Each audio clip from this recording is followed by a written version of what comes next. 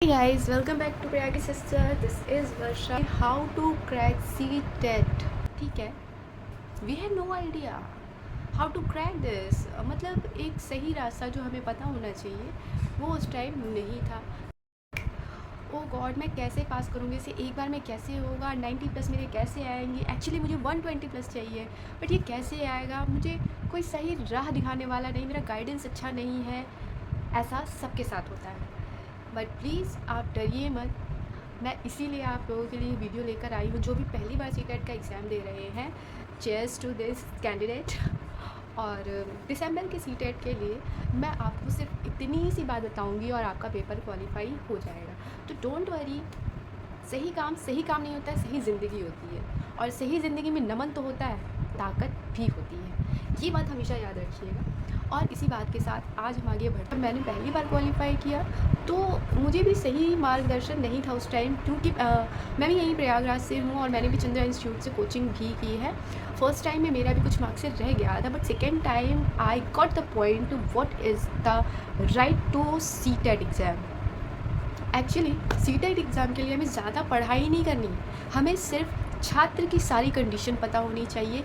School यानी कि विद्यालय की हर तरह की परिस्थिति, हमें किस छात्र को कैसे डील करना है. सबसे ज़्यादा प्लस पॉइंट उसके पॉजिटिव वर्ड्स पे होता है. अगर कोई बच्चा कह सकते हैं कि नेत्र बाधित है तो हम उसे किस तरह से टीच करेंगे.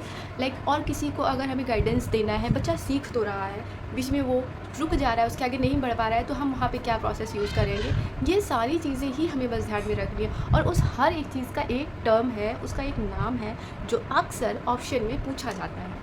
हमें ज़्यादा कुछ नहीं देखना है, सिर्फ और सिर्फ पॉजिटिव और नेगेटिव पॉइंट्स देखने हैं. पॉजिटिव और नेगेटिव पॉइंट्स मैं आपको बता दूंगी, पर मुझसे अच्छा आप जाकर देख सकते हैं अध्ययन मंत्रा पे रोहित वैद्यवान सर की और हमारी मैम हिमांशी मैम. उन्हें कैसे बोल सकते हैं, लेट्स लर्न पे हमारी हिमांशी मैम है जो बहुत ही बढ़िया पढ़ाती हैं. एक्चुअली उनसे पढ़कर मुझे भी बहुत फ़ायदा हुआ था, क्योंकि पढ़ने को तो सिलेबस सीटेट में बहुत सारा है, बट अगर आप उनकी शॉर्ट वीडियो देखते हैं सिर्फ और सिर्फ पॉजिटिव और नेगेटिव वर्ड्स की, इट्स सीरियसली अमेजिंग. आपको बहुत सारी चीज़ें हर पेडागॉजी में मिल जाएगी. हिंदी में भी मिल जाएंगी, इंग्लिश में भी मिल जाएंगी, और सीडीपी में भी आपको बहुत ज़्यादा ही काम आने वाली है. ईवीएस का क्या है, ईवीएस आपके सिर्फ 1 to 5 से ही आते हैं, उससे ज़्यादा आपसे पूछे नहीं जाते हैं. और हिंदी की बुक्स में से अक्सर आपको चैप्टर वाइज कुछ ना कुछ पता होना चाहिए, तो आप यूट्यूब पे खोल लीजिए एनसीईआरटी की 1 to 5 की हिंदी की बुक्स जो भी हैं, उसमें कुछ चैप्टर्स होते हैं और उसके बारे में एक स्टोरी पूछी जाती है. एक ही स्टोरी पूछी जाती है, मतलब एक नंबर का ज़रूर से ज़रूर पूछा जाता है. वैसा ही आपके ईवीएस का पोर्शन रहता है. ईवीएस के कई चैप्टर्स को वहाँ कवर किया जाता है. कभी कभी ना मेरा दिमाग बहुत ख़राब हो जाता है सिर्फ इस वजह से that we aspirant how to survive. 21 साल में सिर्फ हम टेट ही दिए जा रहे हैं. 2019 के बाद से हम सिर्फ टेट ही दे रहे हैं. इसके बाद हम किसी वैकेंसी के पास नहीं जा पा रहे हैं, या वैकेंसी आ नहीं रही है. क्या कर सकते हैं, माइंड को स्टेबल करना है. सिलेबस को कंप्लीट करने के बाद भी हमें जब भी एग्ज़ाम डेट आती है फिर से उसे रिवर्स करना होता है. अगर हमने बीच में पढ़ाई छोड़ दी, कॉन्टीन्यूसली नहीं पढ़ा, तो फिर हो गया हमारा सिलेबस तो वहीं पे बर्बाद. जो भी हमने इतनी मेहनत कर रखी, जो हमने इतने नोट्स बनाए, मैंने कितने सारे करंट अफेयर्स बना रखे थे जो अब मेरे किसी काम के नहीं हैं, क्योंकि वो पहले के थे. तो इसलिए आप करंट अफेयर आप पर डे सिर्फ सुनिए और डेली सुनिए, जिससे कि आपके ध्यान में कुछ नाम रहेंगे.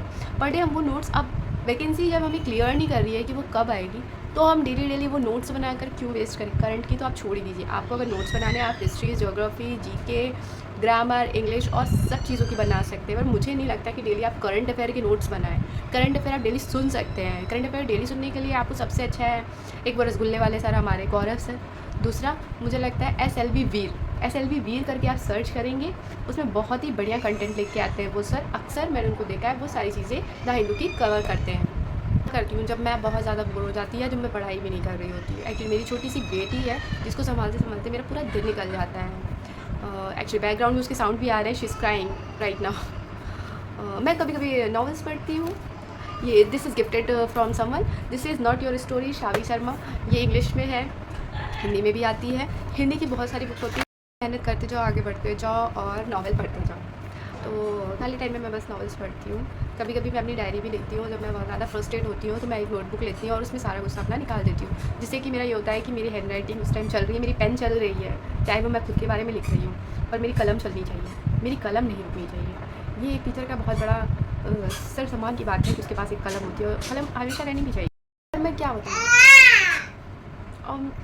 अब वो परेशान हो रही है मेरे पास आने के लिए। सी टेट के बारे में और ज़्यादा मैं क्या बताऊँ, क्योंकि वो बहुत ज़्यादा सिंपल है। आई थिंक उसमें बहुत ज़्यादा मार्क्स क्रेव कर सकते हैं। प्रॉब्लम जो होती है वो सिर्फ सी टेट के पेपर 2 में होती है, क्योंकि वो सब्जेक्टिव होता है और उसमें सब्जेक्टिव रहता है, क्योंकि आपको वो आना चाहिए आपके सब्जेक्ट से रिलेटेड क्वेश्चंस। बट फर्स्ट वाला इट्स रियली वेरी सिंपल। मेरे 90 प्लस आए थे, बट आपके 120 प्लस भी आ सकते हैं। अब मैं बार बार उसे नहीं देना चाहती, क्योंकि मैं दे चुकी हूँ और ये लाइफ टाइम के लिए हो जाता है, तो कौन दे बार बार। It's okay. चीयर्स। मुस्कुरा रही है, उसके हाथ में मेरा चश्मा है। और अभी आज की बात यहीं तक ख़त्म करते हैं, क्योंकि मुझे लगता है इसको भूख लग गई है। Now she is hangry. मैं अब देखती हूँ उसको क्या नाश्ता कराती हूँ। सी टेट के बारे में हम नेक्स्ट वीडियो में और डिटेल में बात करें।